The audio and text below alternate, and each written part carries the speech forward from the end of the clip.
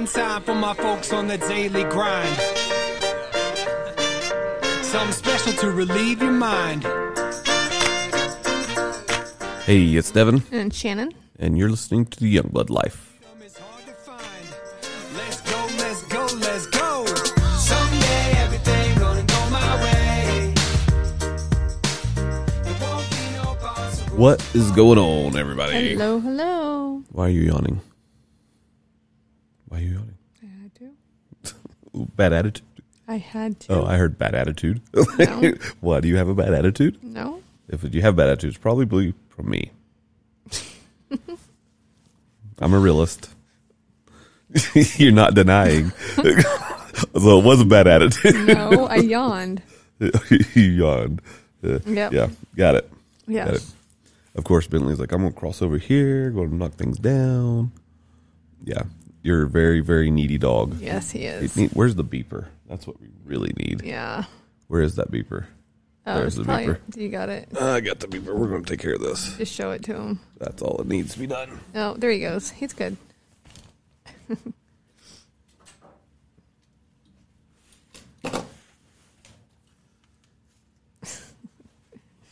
He looked up for a second. Oh, there's the beeper. I don't want that. I don't like the sound.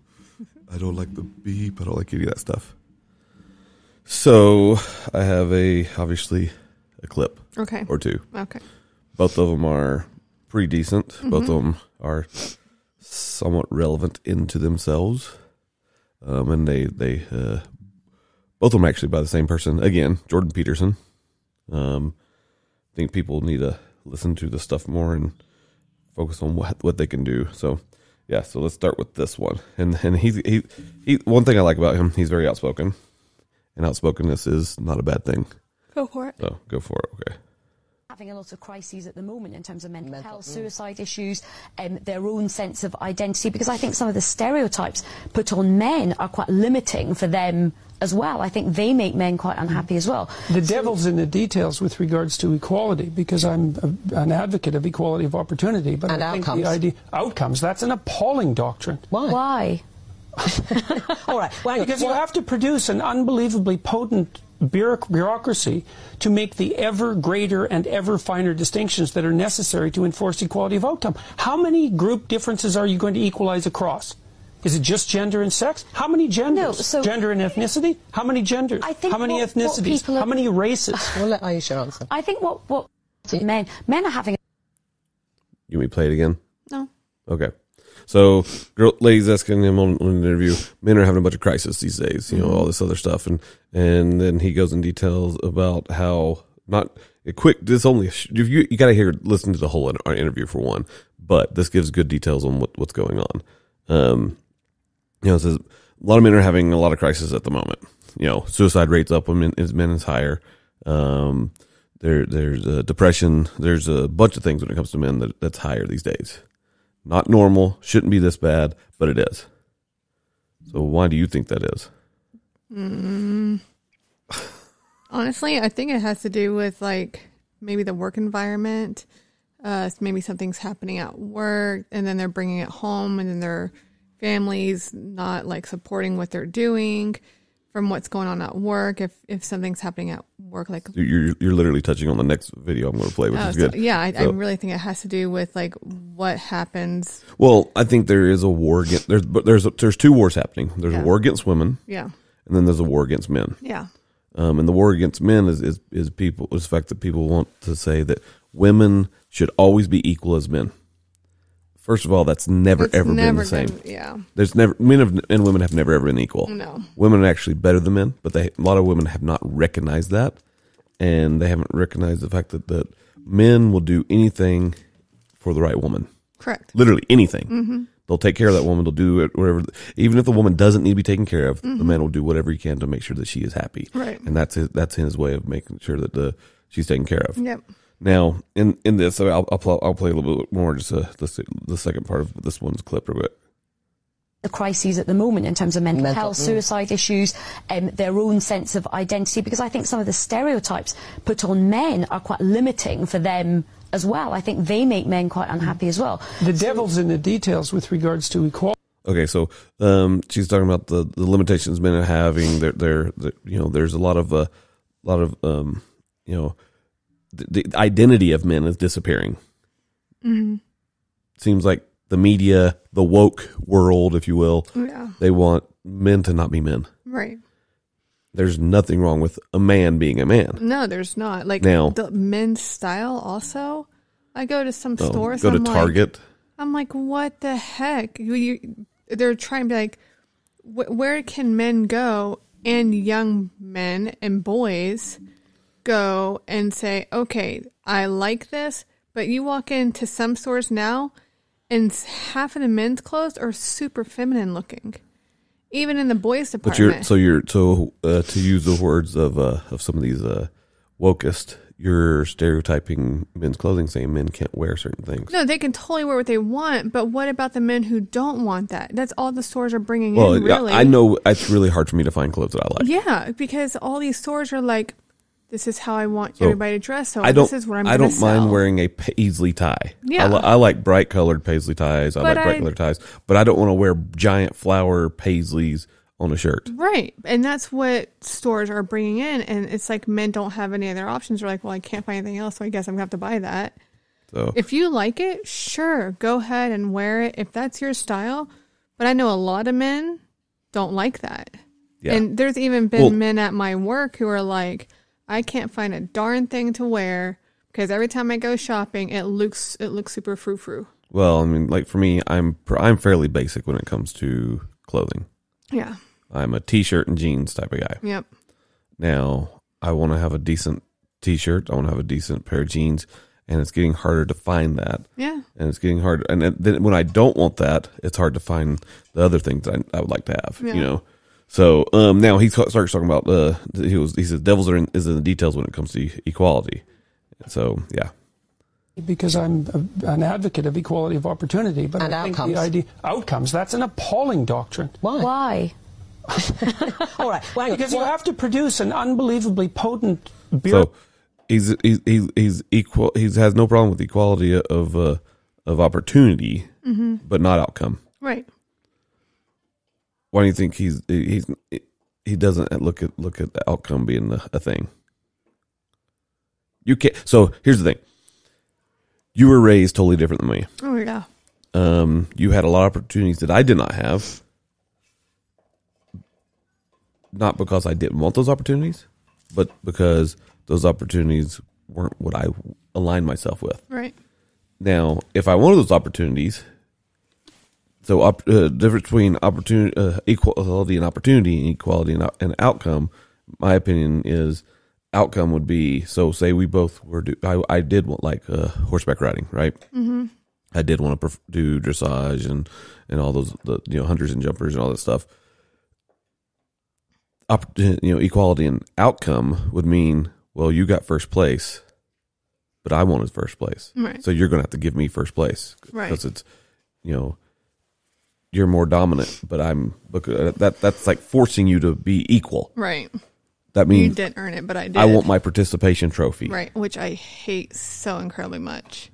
There's one thing I cannot stand, especially in kids' sports, is a participation trophy. If you didn't get first, second, or third place, hey, your team didn't get first, second, or third place. You had the opportunity to play. You did. If you did well, if you put all your heart into it, you're good. Great. Now, next season, because you didn't get first, second, or third place, try a little bit harder. But don't be like, hey, Timmy, you did so great this year. We're going to give you this ribbon for participating just because you didn't get first, second, or third place. We're going to show that we still care. Heck, shoot. If the person in my office got a raise, I didn't. Does that make me upset? No. According to these ladies, you need that because of you need the same outcome. Oh, see, I hate that. Here, okay. That's like bureaucracy to make the ever greater and ever finer distinctions that are necessary to enforce equality of outcome. How many group differences are you going to equalize across? Is it just gender and sex? How many genders? No, gender and ethnicity? How many genders? How many ethnicities? How many races? We'll let Aisha answer. I think what he's talking about, you'd have to go across all aspects of life and then just say, okay, we're going to make everything vanilla. Everything's vanilla. No one gets anything better. It's always going to be vanilla. You can't have anything So better what's than the mine. point of the first and second, third place team trying even harder? There's no point. Exactly. Well, if they're all going to get something, we'll just be mediocre. Right. You know, that's stupid. So we look at our world. We're like, okay, especially in our country, we're like, hey, we want everybody to be equal. It's impossible.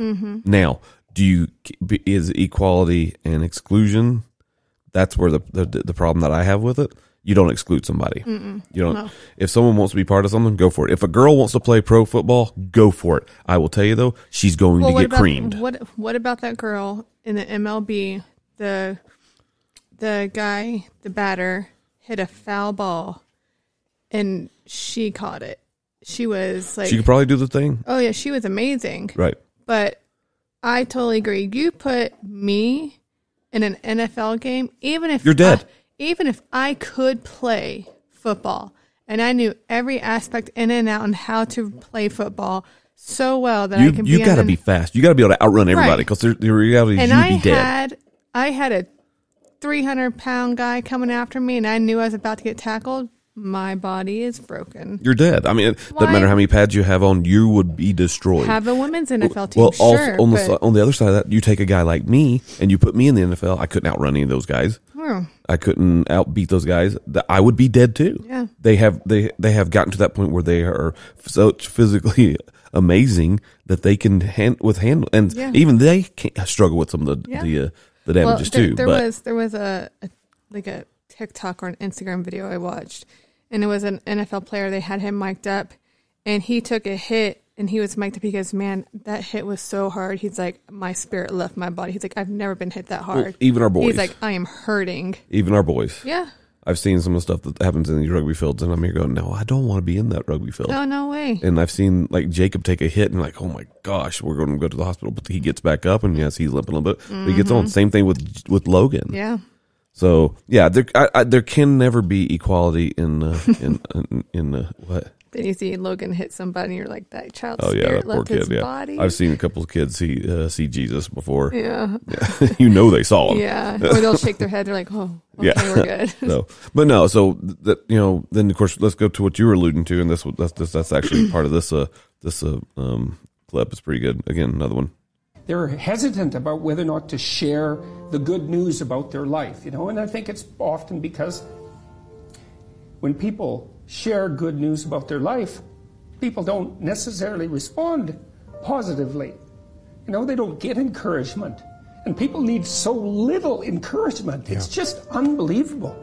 And so they'll tell me something good, and I think, oh, that's so good. Somebody says, oh, I'm getting along way better with my father. I haven't seen him for 10 years, and now we get along. It's like, God, great. Yeah. And then the power of that, you can't overstate the power of that for individuals to get their life together. The individual is an unbelievably powerful force, and every single person who gets their act together a little bit has the capacity to spread that around them. It's a chain reaction, and so it's a lovely thing to see. And they're hesitant about whether. So the point of this one is to be happy with each other. And it seems like we live in a world where people are very negative. A lot, all the time. People thrive on the negativity. Yeah. They thrive on, and that's all. So I've had a situation in my work. We're not going to go in total details of this thing, but in my work, we had a guy that was let go. He was a manager, amazing guy, but it's unfortunate. Very, very unfortunate. Yes, that gets off. Yeah. It's unfortunate. Now, he's going down a dark path. And at first, I was like, okay, I can help you by supporting you. And he'd say something. And a lot of stuff he said, I don't necessarily disagree on, because the path that the company's taking is not the one that I would foresee to go down. Now, we do have higher ups in the company that they see that the company should go one direction, right? And because they see that as going that direction, they think that's the way it should go. So who am I to say it's wrong? Who is he to say that it's wrong, other than for the fact that he lost his job? So now he's pushing out a lot of negativity, right? Right. And he's created chat groups with everybody that's in the company, just so he can build up the back part of I was done wrong. Mm-hmm. He says Woe is me. He says he feels like he's been targeted, and whether he is being targeted or not, I don't know. Right. He's just what it is. He's just sad. Now, my job is to go in and build people up and try to take away the negativity of it all. Mm-hmm. That's hard, especially when a lot of people thrive off of negativity. And so, like he's saying here, people are hesitant to share things because a lot of times people use those things against you. And that, I know a lot of marriages that do that. Mm-hmm. Someone will say something and they'll put it on the side burners. Yeah. And then they keep it hidden there until it benefits them to bring it back up to bash their spouse. Mm-hmm. Well, that's wrong. We actually know a couple like that. Yes, we do. Yeah, I wouldn't even think about them specifically actually at all. But if someone wants to share something with you, and that's why a lot of people struggle with sharing things. I think we should be more open in sharing things. I think people should be more open sharing things and how they feel and what they want to do and their dreams. Dreams are amazing. And people need to follow their dreams. Mm-hmm. As hard as they may be, they need to follow their dreams. Right. But to share that makes them vulnerable. Mm-hmm. Then we need to be on the other side and just let. A lot of times, 99%. A lot of people will be like, "Well, that's just a stupid dream. Why would you want to do something like that?" Right. Yeah. Like that's a waste of time. Why would you do it? That's a waste of time. Yeah. So, I think that's why people get hesitant about sharing things. Mm-hmm. It's the positivity part that we need to be looking at, and we need to be focusing on, and we need to be supporting. It's the part that people really need. Yeah. And even if you say nothing, even if just that listening ear, I think that's the key. Yeah, because that gives somebody something to say, and why the other person's listening. They're letting it out. They're telling somebody what's going on, and so they're like, okay. Well, again, let's talk about like our marriage. Mm-hmm. So men in general, and I know, and I say this as a general term, and I know for a fact because I'm like this. You'll come in with something that's bothering you, mm-hmm. and you'll explain the whole situation. Now, my go-to is to say, okay, that's the situation, that's the problem. Here's the solution. Mm-hmm. 99% of the time. Mm-hmm. I'll even go less. Let's say 85% of the time. Right. You don't care about what my opinion of the solution is. You already have the solution. Right? Right. You just wanted to verbalize it because that helps get that off of you. Yeah. It takes that weight away. Right. I think most people are like that. Mm-hmm. They want that weight just taken away. They don't necessarily want to have a solution. Now, some people do need a solution. Mm-hmm. You get a group of guys together. Usually, if they talk about a problem, it's because they're looking for a solution. Right. Because that's just the human nature when it comes to men. Mm-hmm. How do I put up this wall? Well, here's what I would do. Yeah. But so it's hard. And I think that's where we need to be more open. I think when it comes to like the suicide rates of men, there's another, I wonder if I can find that. There's another video. Jordan Peterson again, of course, but he was talking about, I think it was the same interview, but they started talking about, if I can find it.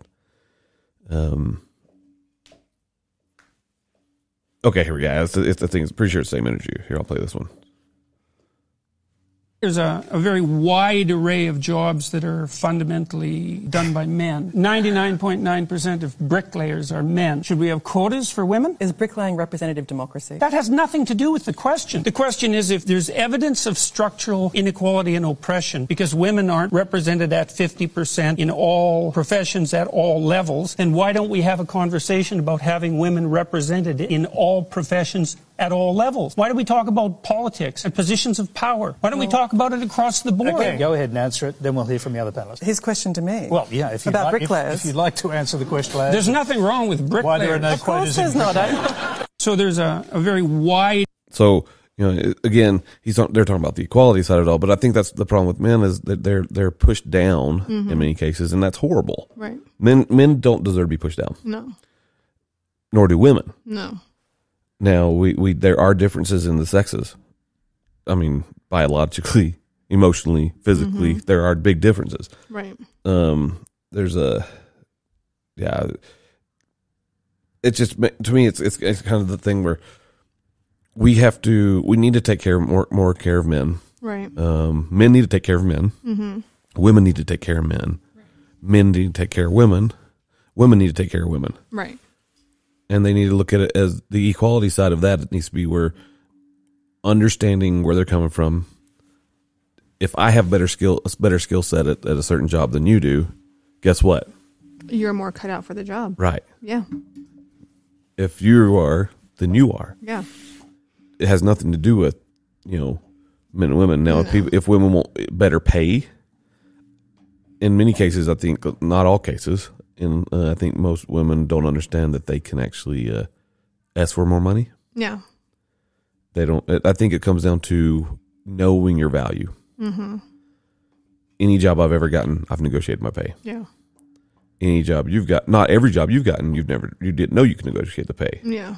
But then, like your most recent one, you actually also were able to negotiate your pay. Yeah. Because you're like, hey, I can do this. I know I can do this. Yeah. Doesn't matter if it's hourly wage or if it's a salary or if it's contract labor. Mm-hmm. You can negotiate your pay. Yeah. Definitely. You just got to prove that you're worth that pay. Yes. So, yeah. There we go. I don't know. I think that we need to make more strides in the world to make the solutions better and easier. And I think part of that is just one, listening. Yeah. We live in a hard world. We live in a rough world where we have so many distractions, so many things pushing our way. But we need to work on the solution. Mm-hmm. So our next podcast is going to be similar along lines. There's actually this woman talking about the same problem. So, but we'll talk about that next time. So anyway, tell us what you think. Tell what your opinion is when it comes to this. We're just trying to make the way of the world easier for those that are out there. My opinion. A little bit. A little bit. Yeah. A little bit easier. A little bit easier. Yeah. Not always. Well, I wish I could make it all easier. Yeah. Anyway, tell us what you guys think. We appreciate your opinions. Send us emails. Get on social media. Tell us what you think on there. We're open books. We'll answer any question you guys have. Yep. Anyway, hope you guys are doing well. Have fun. We will talk to y'all later. Someday everything gonna go my way. Come on, yeah. There won't be no boss or rules to obey. All work and no play make me go insane. I need time to chill with no bills to pay. I got a case of Fridays.